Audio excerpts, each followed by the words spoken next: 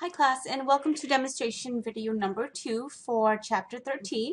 For this demonstration video, I'm going to demonstrate brief exercise 13-7, 13-13, exercise 13-15, 19, and 21. Now all of these exercises and problems will be based on liabilities that are paid ahead of time or in advance, such as gift cards. Also, we will be looking at liability loss contingencies. If you haven't done the reading yet, make sure you go ahead and read 752, 753, up to 754 and 755, and I believe up to 756 as well. Those are the main pages, but the required reading is listed in the learning plan, so you should get that as well. But anyway, we'll get through the problems. I'll go through the 13-7 and 13-13 first. I'll do both of these on the first page, and then I'll tell you a little bit about each one. Once we're done with it, then we'll move on to the exercises. And remember, they're on the different tabs down here. Okay? All right, so I'm going to go ahead and delete this so that you know which ones we are doing. And this is on page 772 and 773. All right. So like before, I'm going to read the problem and then we'll work through it together. So brief exercise 13-7. It's going to be on advanced collections, in this case gift cards. In Lizzie's shoes experience, gift cards that have not been redeemed within 12 months are not likely to be redeemed. Lizzie's shoes sold gift cards for $18,000 during August 2013. $4,000 of cards were redeemed in September 2013, $3,000 in October, $2,500 in November, and $2,000 in December 2013. In 2014, an additional 1,000 of gift cards were redeemed in January and 500 in February.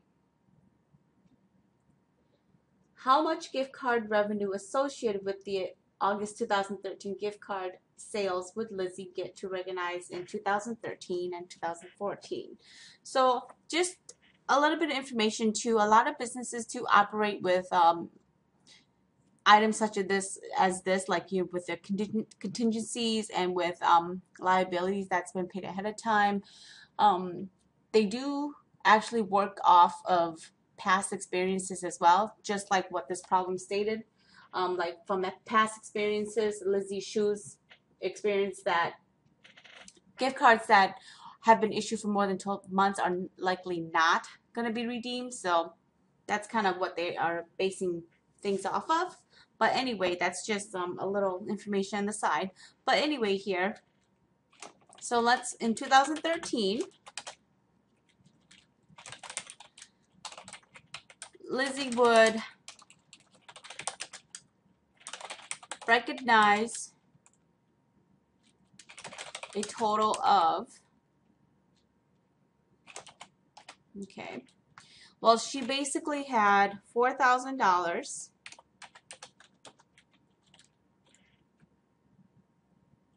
along with 3,000,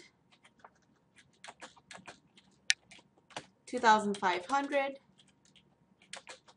and the 2,000 in 2013. So that should equal 11,500. Okay, so that's the amount Lizzie would recognize in 2013.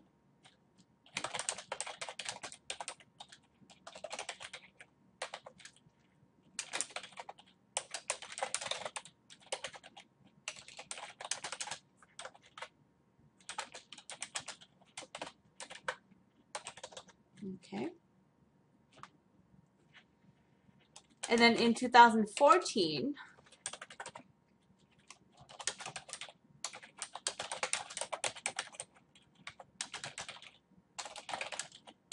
they would recognize a total of the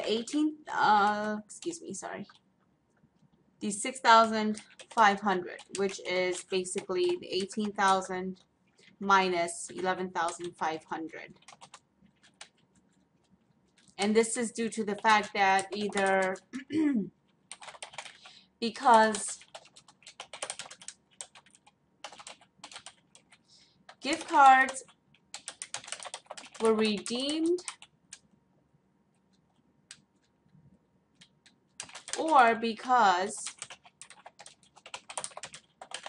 they are viewed as expired. So basically, there was 1,000 in January that was redeemed and 500 in February that was redeemed, along with the X amount that probably won't ever get redeemed if it's after 12 months. So let's see here. Let me just highlight this. And I should really insert a line and put brief exercise 13-7 so that you know which one we're doing. Okay, so basically in 2013 she would recognize 11,500 as gift card revenue, and in 2014 she would recognize then 6,500 as the gift card revenue, which would equal the total of the $18,000 of gift cards that they sold in that year, which is for 2013. Okay, so that's brief exercise 13-7. Now let's look at brief exercise 13-13.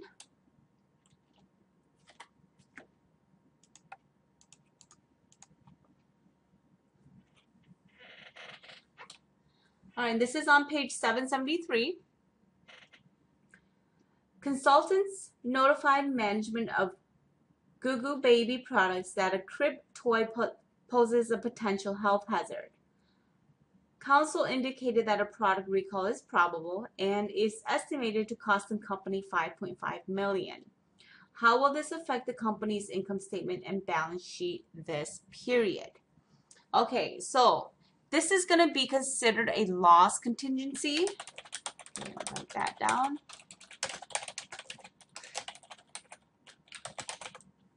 Okay, and it should be accrued because it is both probable that the confirming event will occur and that the amount can be at least reasonably estimated.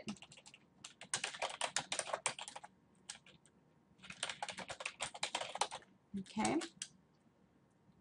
So what they're going to do is they're going to debit a loss, calling it product recall, for the $5.5 million, and then credit a liability for the product recall for the same amount.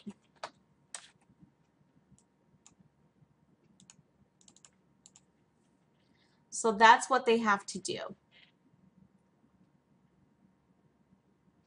So they're going to report this $5.5 million in the income statement, and they're going to report this liability in the balance sheet. Because this recall is considered probable and the event is very likely that it's going to occur, besides they do have an estimated amount, so they have to of course include that. Okay. Now with contingencies, there are 3 different categories. The first one is probable. It could be classified as probable, which is this situation here where the confirming event is likely to occur.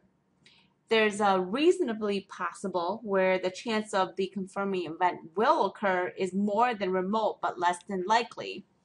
If that does happen, the business does not have to report it in the income statement and the balance sheet, but they should note it in the financial statement notes, just so that the investors are aware of what's going on.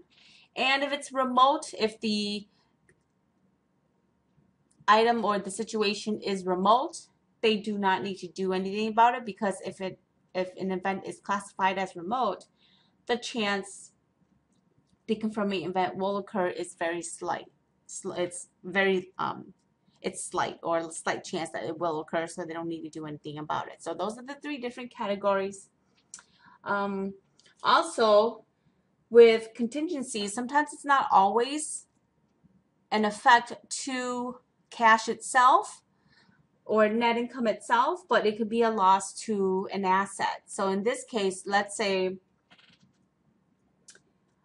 that the contingency was to impair a non-cash asset. What we would do is we would still debit loss for that asset impairment, but then we would reduce the value of that asset here by crediting the asset account. Okay, and that is also explained in page 753. So if you want to make sure you go back and reread that, it would be, I'm sure it'll be helpful for you. But that's then brief exercise 13-13. Okay. All right, so moving on to exercise 13-15.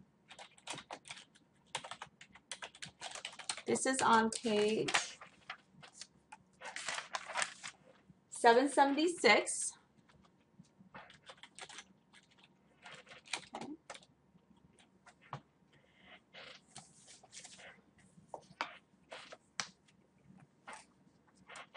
Cupola Awning Corporation introduced a new line of commercial awning in 2013 that carry a 2-year warranty against manufacturer's defects.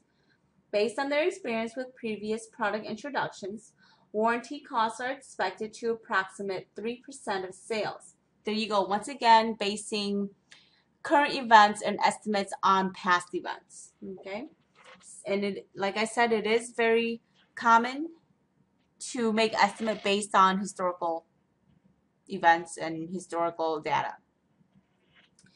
Sales and actual warranty expenditures for the first year of selling the product were, okay, so in the problem we've got then sales and actual warranty expenditures.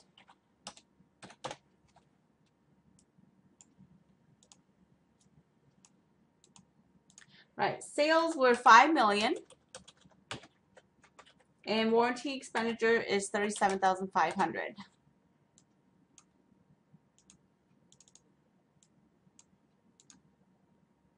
Okay. Let's make that middle. Get in there. Origin center. Oh well. Let's leave it like that. Okay. All right. So requirement 1. Does this situation represent a loss contingency? Why or why not? And how should Cupola account for the contingency or for the situation? Okay, so this is a loss contingency. Okay. There may be a future sacrifice of economic benefits due to an existing circumstance that depends on an uncertain future event, which is the customer claims. And the liability is probable because product warranties inevitably entail costs. A reasonable, accurate estimate of the total liability for a period is possible based on prior experience, so the contingency liability for the warranty is accrued. And the estimated warranty liability is credited and the warranty expense is debited for the year 2013, which is then the period in which the products were under warranty were sold. So that's basically what requirement 1 is. Okay. Requirement 2. Prepare journal entries that summarize sales of the awnings. Assume all credit sales and any aspects of the warranty that should be recorded during 2013. Okay, so first of all, let's record year 2013 sales. Okay. So the sale is said was $5 million, so they were all on accounts. So sales, accounts receivable. We're going to debit that account for the $5 million.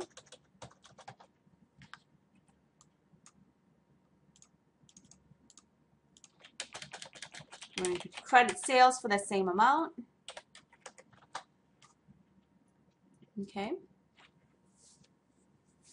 Then also we're going to accrue the liability and the expense for that warranty. So we're going to debit warranty expense. And this warranty expense is going to be calculated as taking that $5 million multiplied by the 3%. Okay. So that would take us to 5 million times 3%, take us to 150,000 as the warranty expense for that year.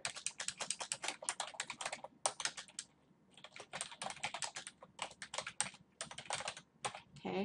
And this liability account, this estimated warranty liability account will slowly reduce once the claims come in. Okay, and slowly reduce and hopefully down to 0.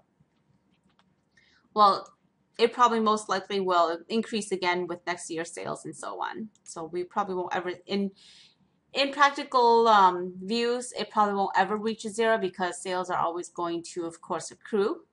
And businesses are always going to accrue for that warranty expense. But for this period sales, we're going to debit warranty, we're going to credit estimated warranty liability for the 150,000. And let me just here. Accrued liability so that you know, and expense so that you know when you get to the homework. Okay. All right. The next one is then we're going to record the actual warranties that came in, the actual claims that the customers made on these sales. So for example, let's say you bought a washer and dryer. It was under warranty. Something broke while under warranty. If you take it back to the store where you bought it from and they fixed it, and let's say it cost $300 to fix, that $300 would not come out of your pocket, but the store then would make this entry here. They would debit estimated warranty liability. Okay.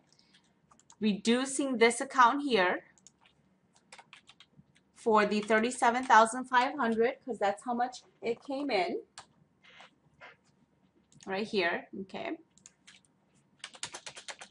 And we're going to credit cash, wages payable, parts, and supplies. So this account here actually accounts for all of these items here. It could either be cash, just readily reduce cash, or it pertains to wages payable, parts, supplies for this $37,500. This account here name will be different from company to company. This is just one name that they would call it. Okay. All right, so that's that one for requirement 2. Let me just go ahead and highlight this so that you can see it easily once you get back to, refer back to this if you need to. Okay, requirement 3. What amount should Capola report as a liability at December 31st, 2013? Okay, so as of right now, so I'm going to show you the T account. So right now, under the warranty liability, okay,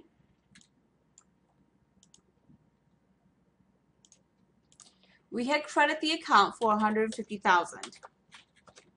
That's for the estimated liability. Okay, but during that year, $37,500 of claims came in. These are actual Let me write it up here. Okay. Actual expenses. Okay, here. If we go ahead and net these amounts together, okay, this is the balance that I have left in my warranty liability account. And this is the balance that I will report as a liability, okay, at the end of that year, fiscal year end. Okay, so that's 13-15. So basically this exercise walked you through some warranty expenses, warranty liability, and how companies would account for them if warranties or claim against the warranty were made. Okay, 13-21. This is going to be on page 777. Okay. I skipped one. I don't think this is 13-9. I was going to do 13-19. 13-19. We'll do 13-21 next. Okay. Right. Exercise 13-19. Still on page 777. Drew Richards Music is a regional music media reseller. As a promotion, it offered $5 cash rebates on specific CDs. Customers must mail in a proof of purchase seal from the package plus the cash register receipt to receive the rebate. Experience suggests that 70% of the rebates will be claimed. 20,000 of the CDs were sold in 2013. Total rebates to customers in 2013 were 22,000 and were recorded as promotional expense when paid. The fiscal year ends on December 31st. Okay, so for requirement 1,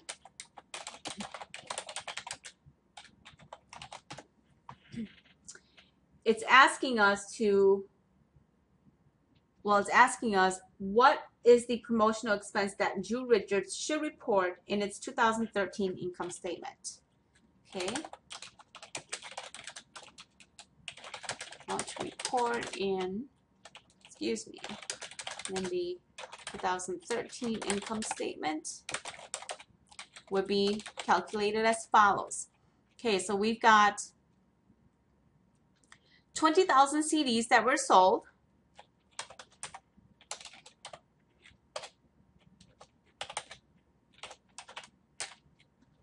And the rebate costs were $5 each, and 70% of those rebates will be mailed in, which is then $70,000. Okay, so they would report the $70,000.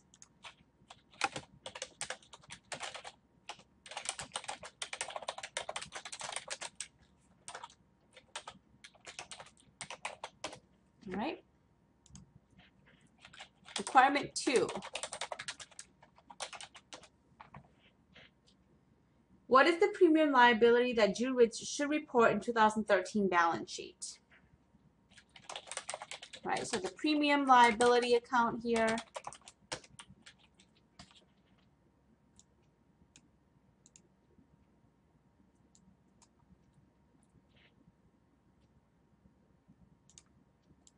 I'm going to do a T account so that you can kind of look at what happened. Okay, so we had $70,000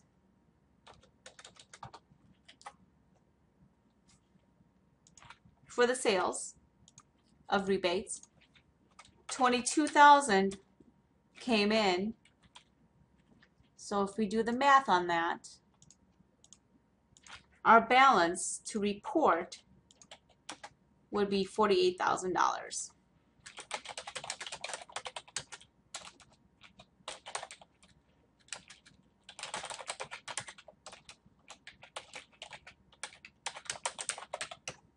Okay, so that's that one.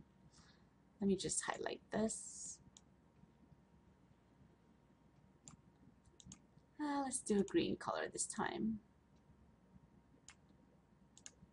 Okay. All right, and then requirement 3.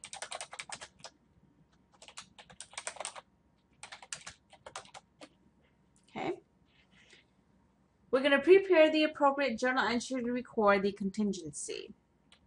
Okay, so basically, we know that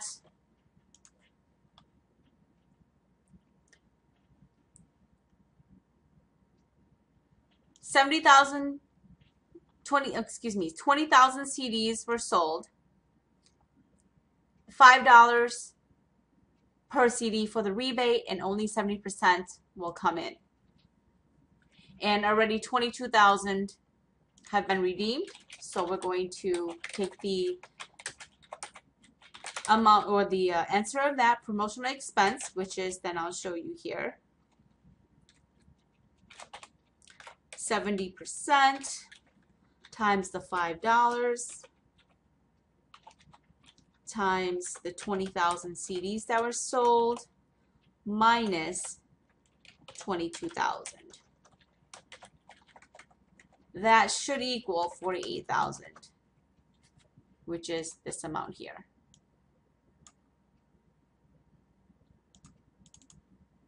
And I will then credit estimated premium liability for the same amount. Okay. All right, so that's requirement 3 for 13-19. Okay, so as you can see, we just looked at the promotional expense that would be reported in 2013 balance sheet, the premium liability that would be reported on the balance sheet, and of course they just had us do the entry for recording the contingency. Right, insert new tab. Let's put it over here, and this is going to be exercise 13-21, and this is on page 777.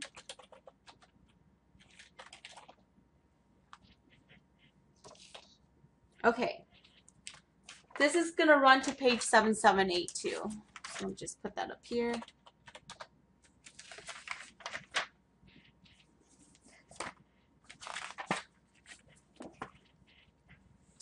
All right, the following selected transactions relate to contingencies of Classical Tool Makers, Inc., which began operations in July 2013.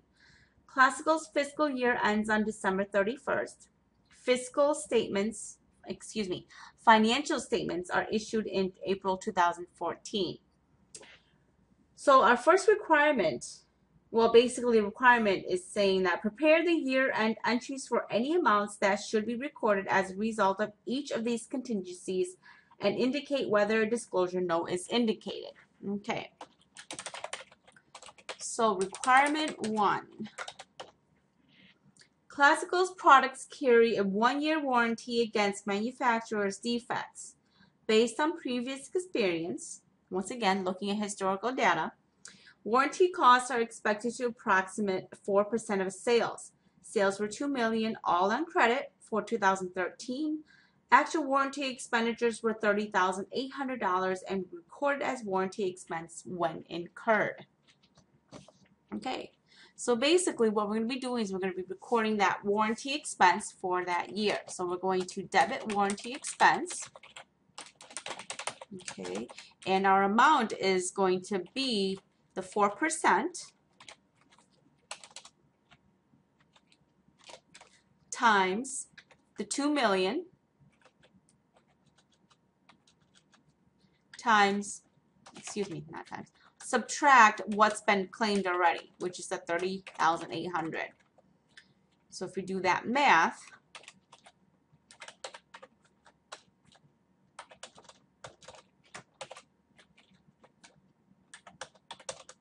And I've got to put these in here or else Excel's not going to like it. Okay, so it'll be 42,900. And I'm just going to cut this, paste special over here. Oh, let's just paste it. Paste on, paste. Okay. All right, and I'm going to credit estimated warranty liability for the same amount. Okay. Let's use a different color here. Let's use purplish. All right. Requirement 2. Although no customer accounts have been shown to be uncollectible, classical estimates that 2% of credit sales will eventually prove uncollectible. So as we've learned in our previous accounting classes, and you've done this in Accounting 3 as well, estimated for bad debts. Okay, and for all credit sales, businesses do have an estimate of a certain percentage based on, sometimes, and it depends on the way they do it. It could be based on age group, it could be based on the full amount of sales.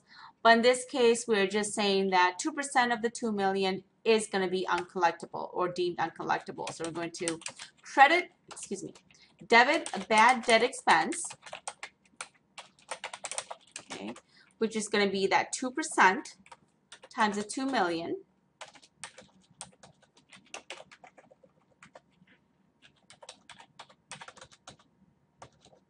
Which is 40,000 at bad debt. I'm going to credit an allowance for uncollectible accounts for that same amount. Okay. So that's to accrue for, not accrue for, but to estimate bad debt expense based on the sales. Requirement 3. Page 778. In December 20th, 2013, the state of Tennessee filed suit against Classical seeking penalties for violations of clean air laws. On January 23, 2014, Classical reached a settlement with state authorities to pay $1.5 million in penalties. Okay, so like before that we've been doing in the other problems, this is an example of a contingency loss. Okay, so I'm just going to do this here. This is a loss contingency. Okay, and Classical can use the information occurring after the end of the year and before they submit the financial statements or submit the final financial statements to determine the appropriate disclosure amounts. So they would basically debit a loss or litigation amount for that 1.5 million. And then credit liability for the litigation for the same amount.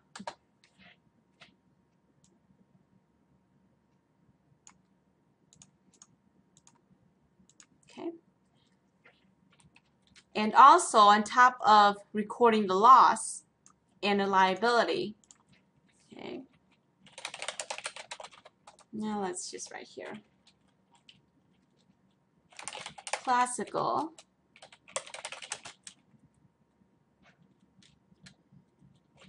should also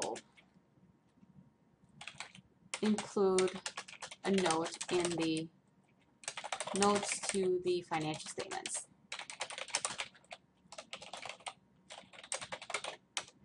Okay, that's what they should do, explaining the details as to why they made this entry. Okay. Requirement 4.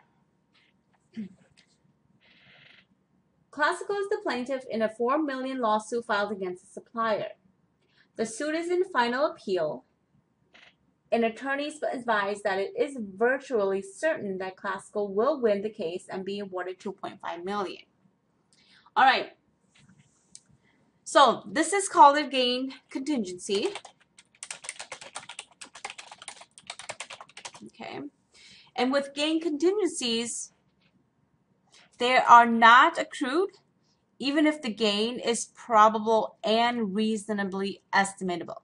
So basically, in this case, it's very likely they're going to get that 2.5 million, but they shouldn't record anything for it with gain contingency. The gain should only be recognized when it's realized. Okay, a disclosure note is appropriate though. Okay.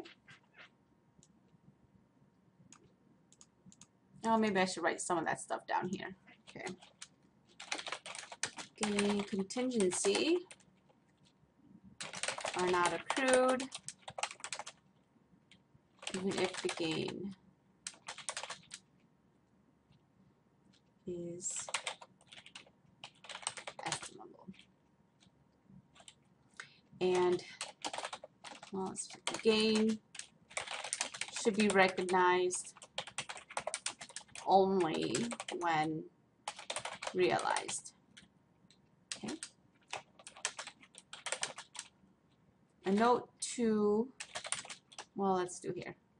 A disclosure note is appropriate there.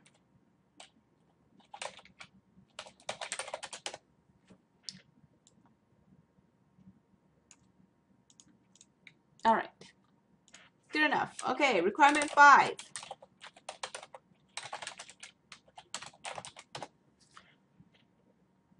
Typing too fast, checking my, okay, so we're good on spelling. Good. Okay, requirement 5.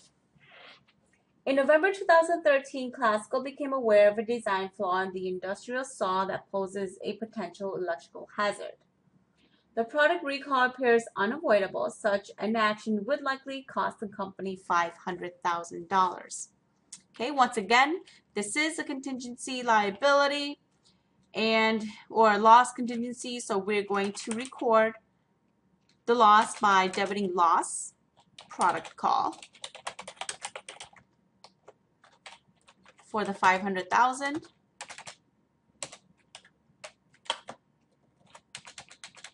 and crediting a liability account for the product recall in the same amount.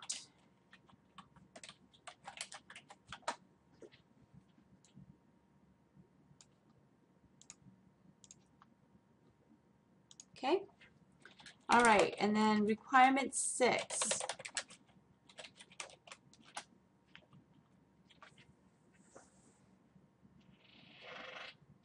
Classical offered $25 cash rebates on a new model of jigsaw. Customers must mail in a proof of purchase, sale from the package, plus the cash register receipt to receive the rebate. Experience suggests that 60% of the rebates will be claimed. 10,000 of the jigsaws were sold in 2013. Total rebates to customers in 2013 were $105,000 and were recorded as promotional expense when paid. Okay. So basically, how much of that liability do we have left? So we're going to debit promotional expense, and that amount is going to be that 60% times the $25 times the 10,000 jigsaws that they sold minus the $105,000 that's been claimed. Okay.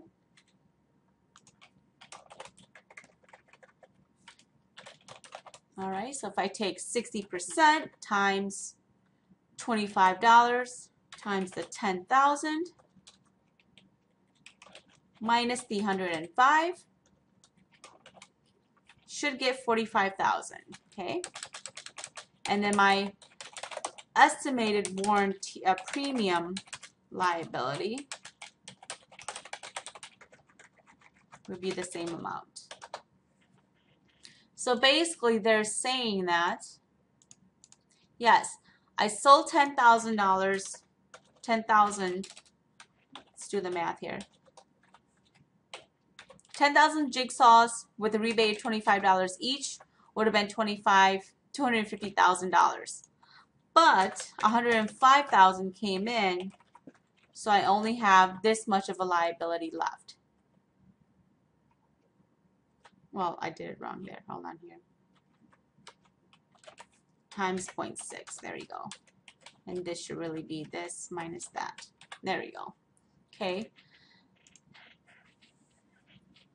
I sold this much, but only 60% is likely going to be collected. So that means I'm going to record my promotional expense at 150. But because 105 came in, I only record my expense at 45,000. Okay. All right. Let's delete that. So that's that for exercise 13-21. This is 13-19, 13-15. And then brief exercise 13-7 and 13-13. So this will be the last demo problem for chapter 13. The next two will be on chapter 14, which is going to be on bonds. We kind of get into more detail based on what you learned in chapter 6 and in accounting 2 that we learned about bonds. So, all right, questions, give me a call or email me.